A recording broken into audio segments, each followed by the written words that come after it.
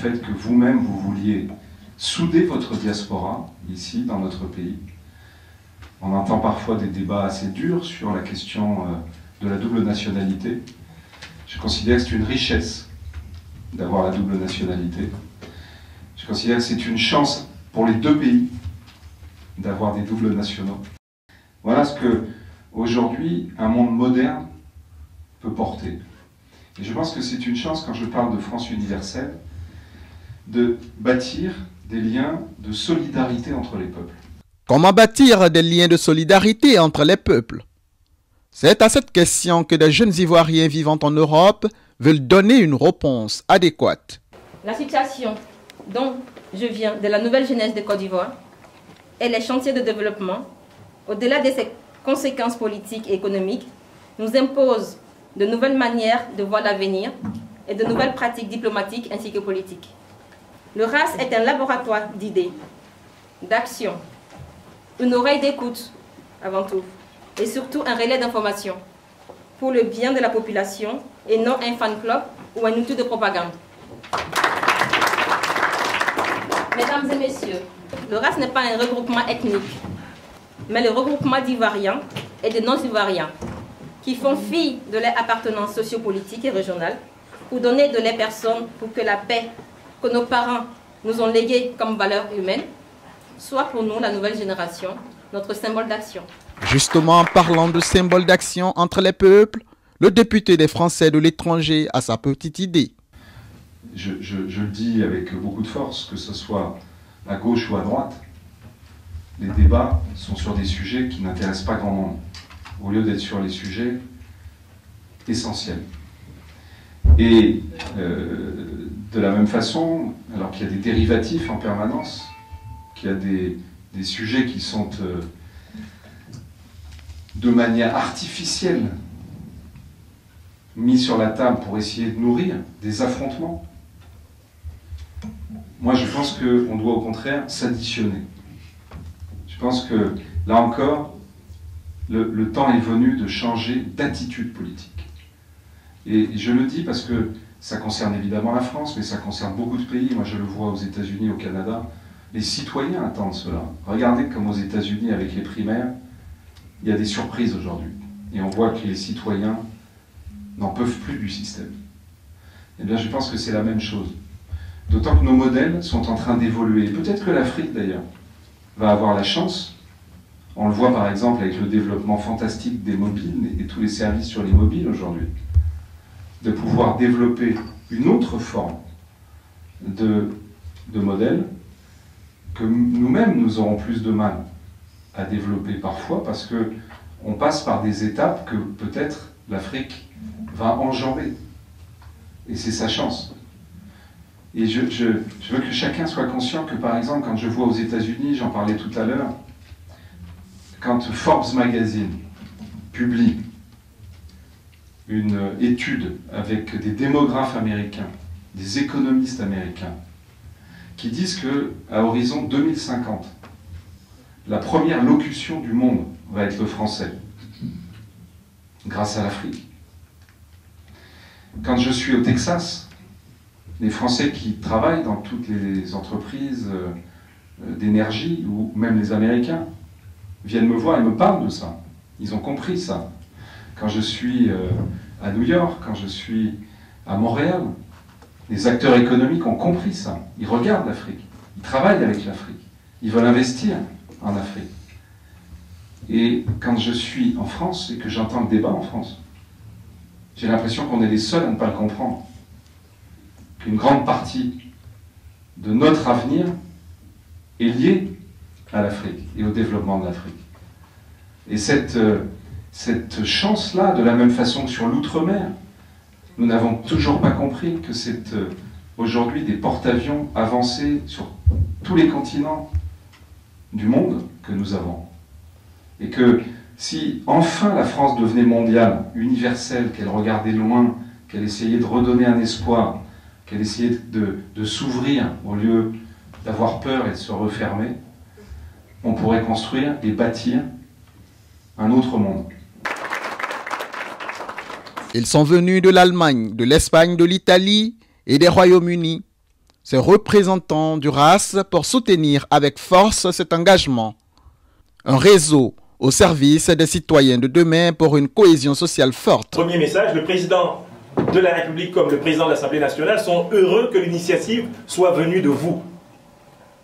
Parce que c'est bien la preuve qu'il y a de la spontanéité politique de retour au cœur de la Côte d'Ivoire, sur le continent comme dans la diaspora.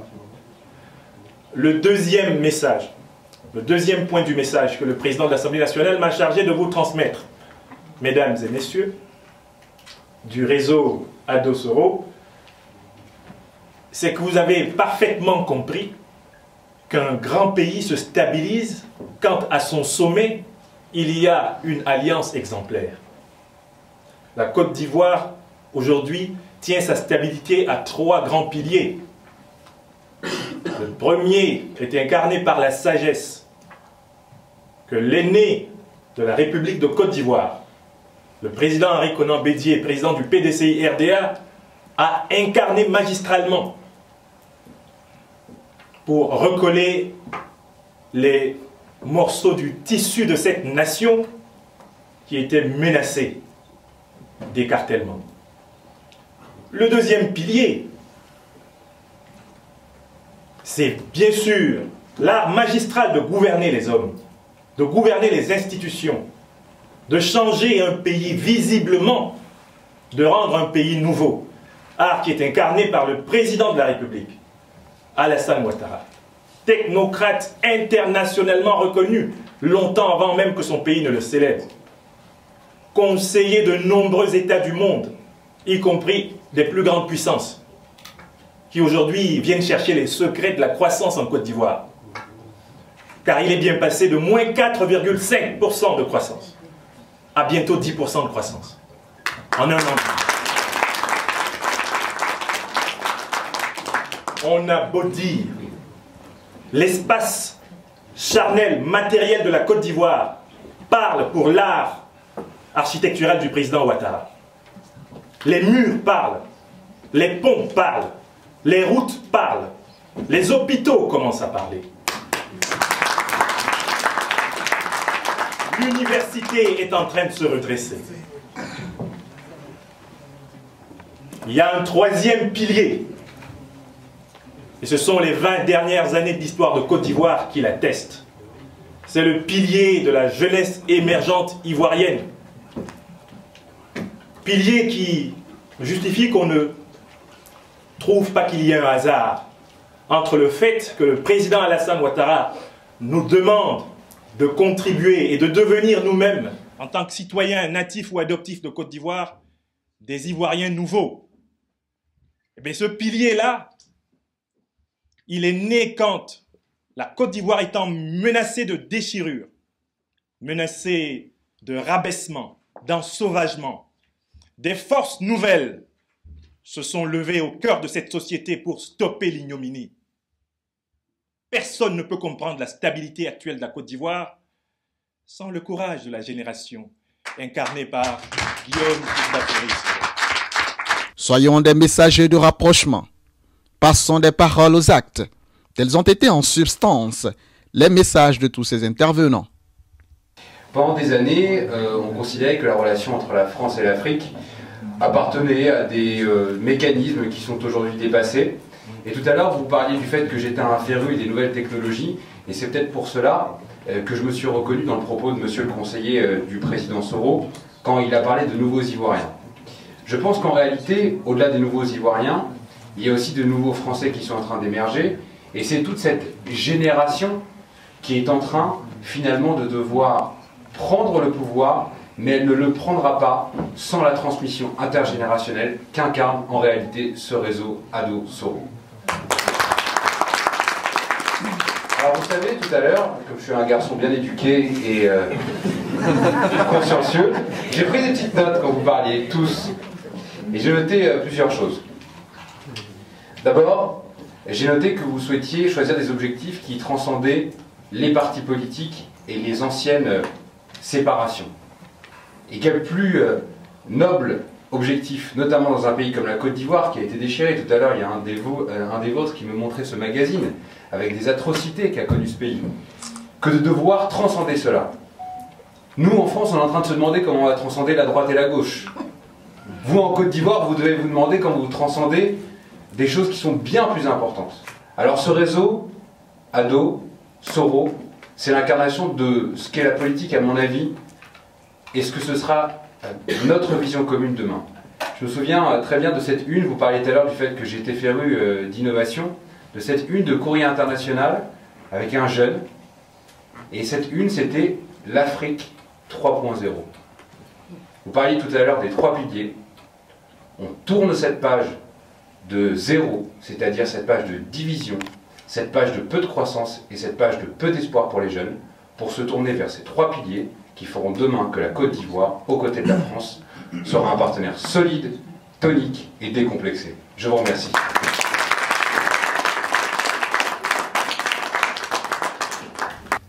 Et donc demain, si vous voulez être des bâtisseurs de la Côte d'Ivoire, acceptez déjà de débattre. Et donc à travers ce réseau, vous pouvez débattre. Et je les encourage, c'est pourquoi j'ai accepté de les accompagner, j'ai accepté de pouvoir pousser ces portes pour qu'elles puissent au moins émerger et montrer qu'on peut le faire quand on a envie. Donc à vous aussi de le faire. Mais le RAS ne doit pas être que le RAS des Ivoiriens, mais un RAS ouvert à tout citoyen qui a envie de débattre. Des Français comme tous les Africains. Donc je vous invite à adhérer au RAS et à mettre aussi votre petit grain de sable dans ces pierres qu'on nous allons bâtir ensemble pour une Côte d'Ivoire de demain, une Afrique de demain, et des relations entre la France et l'Afrique, et non ce qu'on a vu avant, la France-Afrique, mais une nouvelle France-Afrique bâtie par des jeunes et des personnes volontaires. Je vous remercie. Comme avant-gardiste des acquis de cette France universelle, le député des Français de l'étranger a confié au public ses espérances. Dans cette commission des finances, dans cette salle même, j'ai fait voter quand j'étais député à l'époque des Hauts-de-Seine. J'ai porté un amendement auquel je crois par-dessus tout. Cet amendement, il a été voté à l'Assemblée nationale. Et malheureusement, ensuite, il n'a pas été voté au Sénat. Je l'ai défendu il y a quelques mois. Et le ministre Macron s'est engagé à travailler avec moi sur ce dispositif. Je vous l'explique en 2 mots.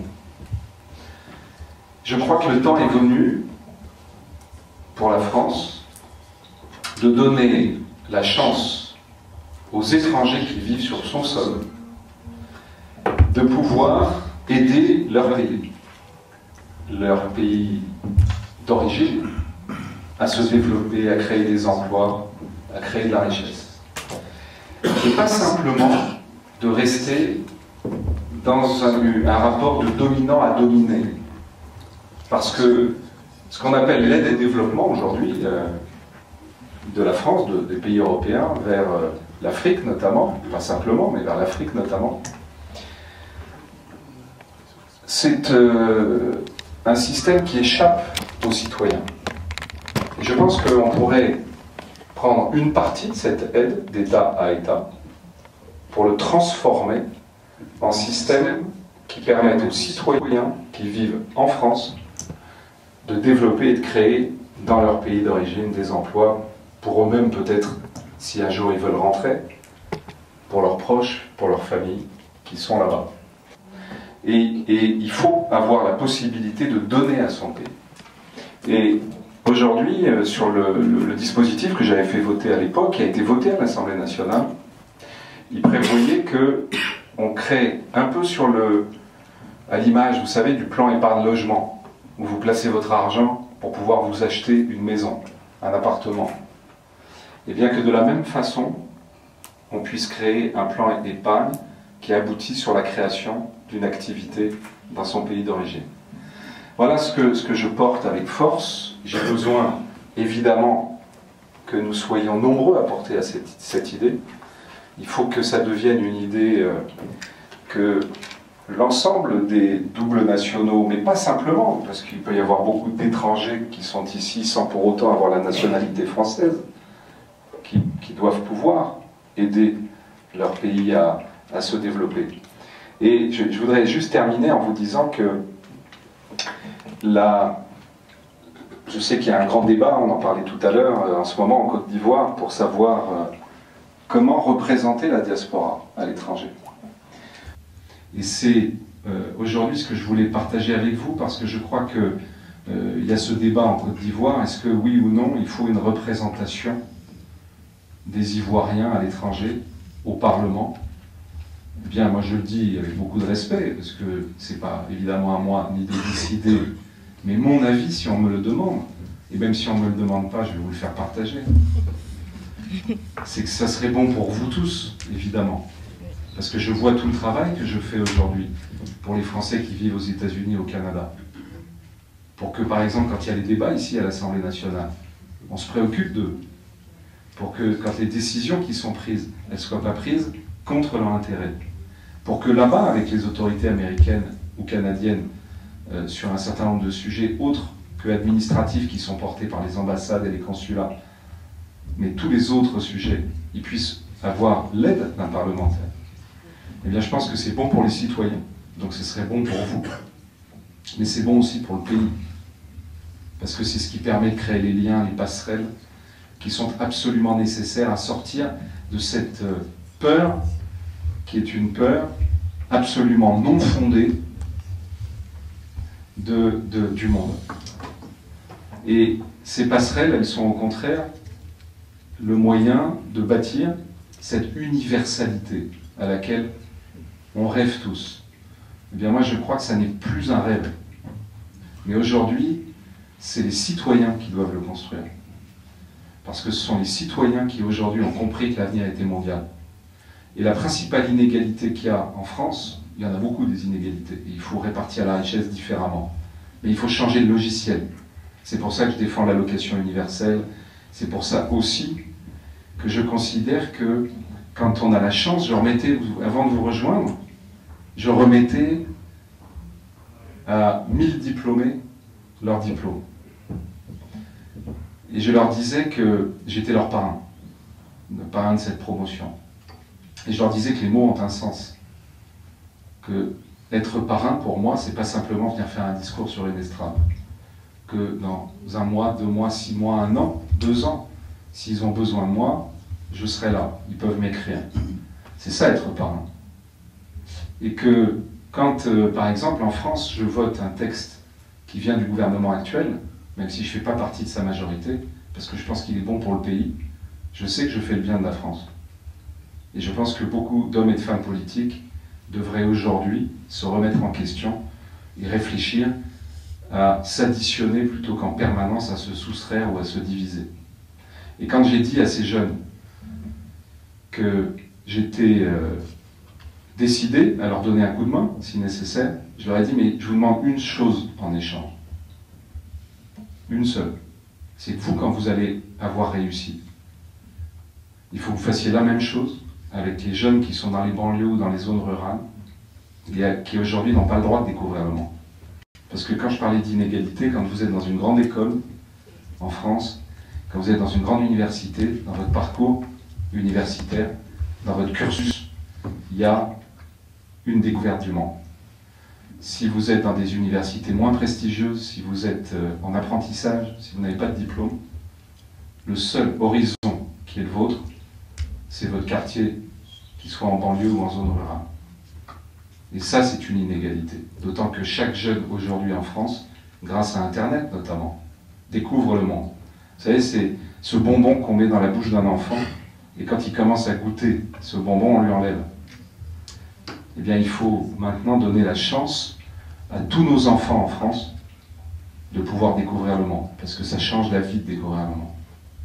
Voilà ce que je voulais partager avec vous, en espérant que l'amitié séculaire qu'il y a entre la France et la Côte d'Ivoire puisse nous permettre de bâtir, à travers vous, la diaspora qui est ici notamment, et qui est une force pour la France, mais aussi pour la Côte d'Ivoire, de bâtir des liens nouveaux. La présidente du RAS Europe, Mademoiselle Carole Sani, a clôturé cette séance en remerciant toute l'assistance pour sa participation dans la promotion de cette nouvelle coopération entre les deux continents.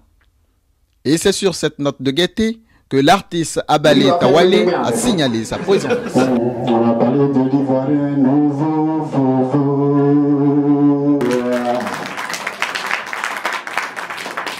L'Ivoirien nouveau, est-ce un chant, des mots ou un comportement à travers un état d'esprit? C'est à cette question que la jeunesse ivoirienne est désormais soumise face aux défis planétaires. Et elle doit compter avec le monde. Nous sommes des étudiants en sciences politiques. Nous sommes venus à la conférence pour le RAS Europe pour connaître déjà ce qu'ils veulent faire en Afrique, comment participer au développement. Et ce qui nous a intéressés, c'est toute leur politique publique à travers le développement de l'économie, comment soutenir l'Afrique, comment intergir les relations entre l'Afrique et l'Europe. Et ce qui nous intéresse particulièrement, c'est nous aussi de participer à cette intégration pour apporter du mieux qu'on peut une pierre à l'édifice, comme on a dit dans la conférence. Moi, dans un premier temps, j'aimerais rappeler un peu la citation de Kennedy qui disait ne te demande pas ce que ton pays peut faire pour toi, demande-toi plutôt ce que tu peux faire pour ton pays. Cette nouvelle France-Afrique qui nous tient à cœur, c'est celle-là qu'on voit aujourd'hui émerger à travers cette association. Voilà ce que j'ai retenu. C'est intéressant que ce soit une émanation de la volonté des citoyens et pas une imposition étatique du gouvernement. Et c'est un genre d'initiative qu'effectivement on pourra voir se développer à l'avenir. Et c'est important de valoriser ce type d'initiative dans laquelle on essaye de rapprocher les personnes plutôt que de les séparer et d'agréger ce qui les sépare. Je veux dire une chose, moi je suis persuadé qu'en France comme en Côte d'Ivoire, ce qui nous rassemble est infiniment supérieur à ce qui nous divise. Donc c'est sur cela qu'il faut insister. Et moi je dis une chose notamment aux jeunesses ivoiriennes et aux jeunesses françaises, si vous ne trouvez pas d'emploi, créez-le. Parce que qu'est-ce qu'il y a de plus beau que de s'accomplir, de se réaliser avec quelque chose par lequel on est passionné. Et la passion, c'est pas un mot sale en politique. Et je pense qu'aujourd'hui, la base pour avoir une Côte d'Ivoire émergente, une Côte d'Ivoire 3.0, comme disait mon ami, l'important c'est de faire parler aussi la société civile. Et moi j'aimerais lancer un appel à tous ceux qui nous ont vus ici à Paris, en France, en Côte d'Ivoire et en Afrique, parce que ce réseau Ouattara Soro va toucher aussi tous les citoyens qui sont engagés.